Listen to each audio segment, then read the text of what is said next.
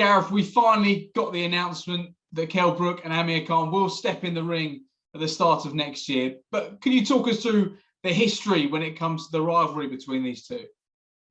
Well, you could almost say that it goes back 15 years or even longer when they were both amateurs.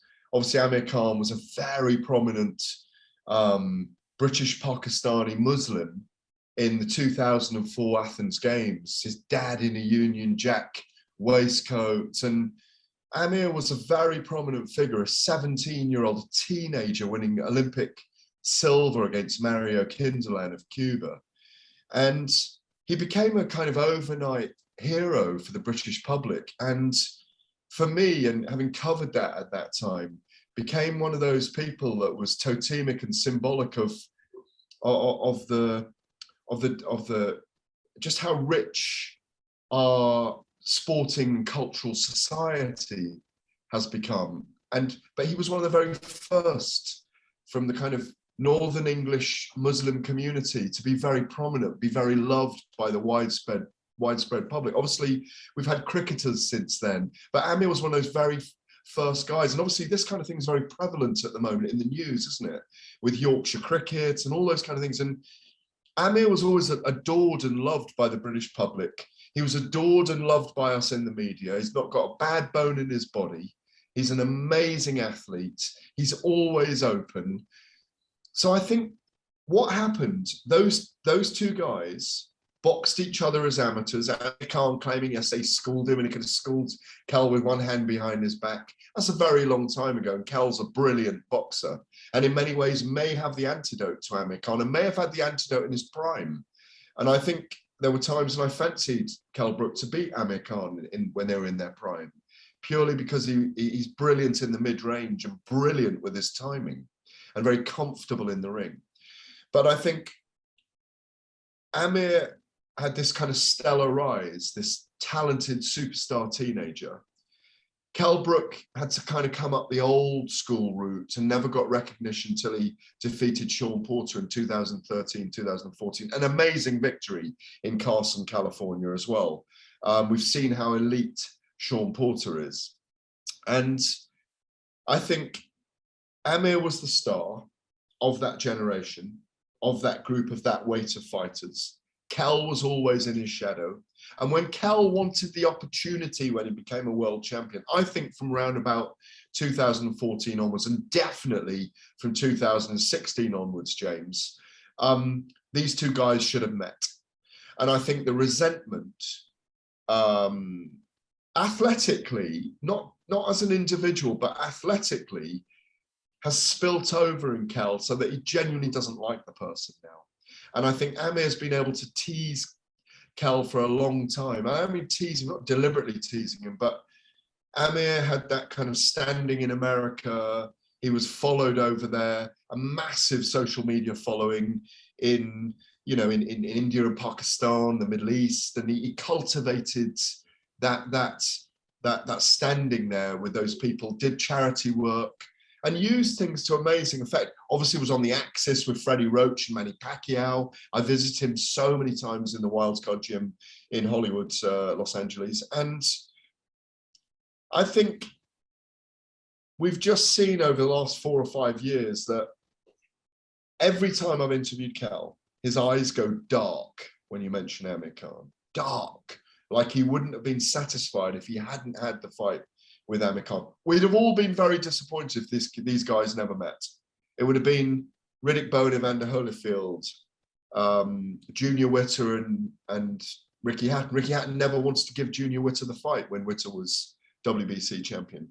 Calzaghe and Froch never happened. They just missed each other on X's. And even though people are going to complain that it's too late, it's not prime versus prime, these two guys have been on this trajectory around each other. There is animosity. We saw it at the press conference. You were there. They only had to go ahead tat-to-tat. They were nose to nose straight away. If there hadn't been big burly security guys twice their weight, they'd have had a go at each other. In fact, I even thought on the second face-off, I thought Kell might give him a clip with his hand or a slap. I thought it was coming. I was very surprised it didn't come to blows yesterday. Amir doesn't like Kell. but wants to put him in his place athletically. Kell doesn't like Amir anymore, doesn't like him. And I think it's a very emotional process for him. That's as much as I feel and know about it, having known both guys for, 16, 17 years. And what did you make of what we saw at the press conference with Amir and Kell Brook? And what did it tell you about both fighters' mindset going into this fight? Well, I think it's very clear. Amir believes himself to be the A side. As he said, I'm levels above Kell. He's not, and he never has been. He's levels above in hand speed, but you need the timing with it. And Kell's got brilliant timing, always has done. Brilliant in the mid-range. He's one of the great boxers we've had in the mid-range. He stands there, he's comfortable. He's got brilliant reflexes. He's a very strong, physical bull of a man. That's why he finds it so hard to cut the weight. I think Kell is openly emotional. I even asked Kell yesterday, aren't you going to have to just put your emotions to one side to have this fight? He said, no, I can't. I'm not going to. I am not going to. It's gone beyond that. That's why he's reiterating things he said before. Like, this is going to be a pub brawl, a fight in a car park, a phone booth scrap, because he really wants to knock Amir Khan out. It may work against him. He may, because, boxers need to keep the resting heart rate low, not let emotions overtake them. Don't expend that energy in fight week. He's also going to have a very hard weight cut, even to 149 pounds that the fight's been made at. So Amir sits there as the King Khan, teasing the Special K. There was a lot of teasing going on yesterday.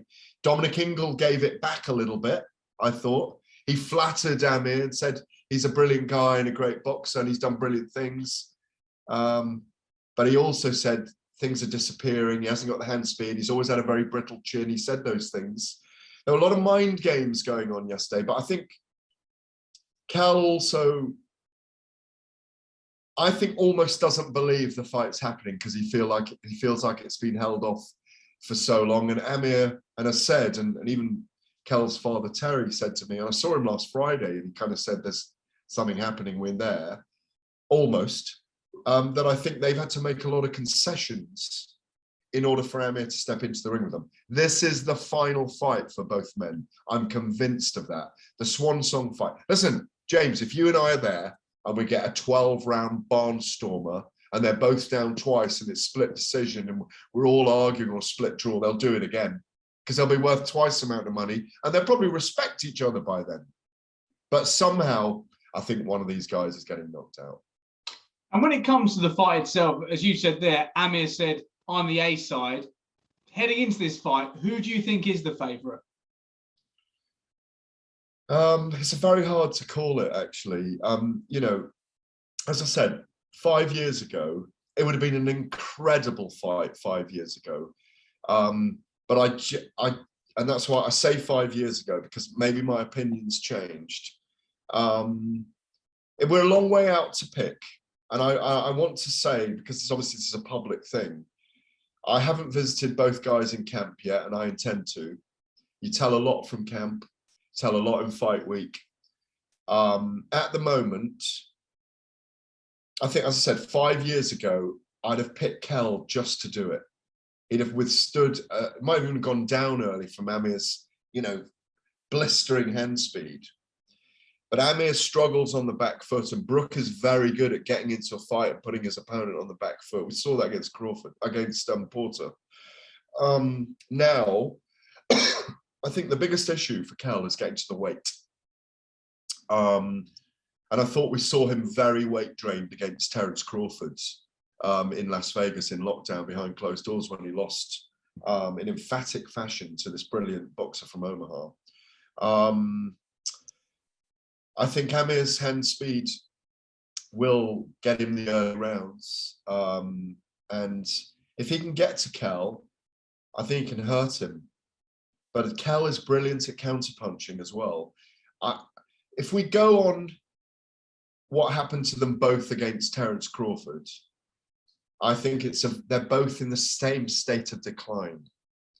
And it feels like he who makes the first mistake or fails in strategy to do what they need to do to win the fight may lose it. And I think that makes it a 50-50. So I'm a big splintered backside guy right now. But I think if Amir pulls out a great performance early, he may well knock Kell out or stop at Kell early. But if it goes beyond 4 or 5, I think Kell may do it then, and he might get to Amir because he's going to land at some point. But that's what makes this fight so good, because they've both declined kind of with equanimity along the graph, if you like. And you know, there are so many bragging rights at stake, so much legacy. One being able to say to the other forever, James, I did you in the end, you know. So, you know, it's a really difficult one, and that's what I find funny about people saying, "Oh, I don't want to watch this, I don't want to watch that. It's far too late on social media."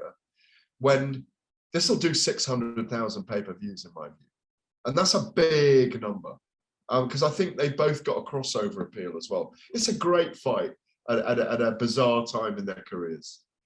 That last point is the one I wanted to raise with you, actually. There's been, I guess, mixed reaction to this fight being announced, and many people have said what you said there. This was a fight that we wanted to take place 5 years ago. 2016 felt like the right year. In your mind, why did this fight not happen when they were both at their peak? Ego, enmity. Weirdly, sometimes when people really hate each other, they really want to sign. That was the right time. But I think both men were still very powerful in their careers at that point. They both wanted to be the A side. I think it did come down to disliking each other so much. Khan not wanting to give Kell the payday, Kell not wanting to cede any distance on what weight division or whatever it was. Remember, Amir was a light welterweight, not a welterweight. Yeah, so he is giving away. You know, you see them. Kell is a bigger man naturally. Might be slightly shorter, but he's a bigger man. He's always been very hench. He's kind of kid. I remember his dad Terry telling me that he used to do pull-ups on the scaffolding on Terry's truck when he was 5-6 years old. You know, he's always been very hench physically. He's a very, very strong man. And I think they went their separate ways for that reason. And weirdly, you know, fortune plays a part in these things, destiny and fate, that Hearn had this relationship with Golovkin at the time and was able to get that fight with Golovkin, which was a major opportunity for Kell to fight Gennady Golovkin in the UK, in London, at the O2 Arena on what was an amazing night. Again, and at the time, Golovkin was probably the most feared pound-for-pound puncher in the world at that time. Amir Khan got the opportunity to fight Canelo was still a massive star by then. Cinco de Mayo weekend, I'm pretty sure it was Cinco de Mayo. It was obviously one of the 2 Mexican holidays. I think it might have been the very first event at the T-Mobile Arena in Vegas, first boxing event. History there for him. And the opportunity against someone who, you know, was a massive name. So they went divergent at that point. They both got brutally stopped, broken orbital socket, sparked clean out. And so they were in a rebuilding process at that point. And I really do think, you remember this, Carl Froch and George Groves had just fought at Wembley then. We were talking about Khan and Brook happening just afterwards. It was the scale of a Wembley event at the time, Wembley Stadium, not a Wembley Arena. And I think then there've been these little flows you hear about behind the scenes as an insider that talks are on again. Then they're getting to the money. And I think it's happened now because they've got a new promoter, Sky, the boxer.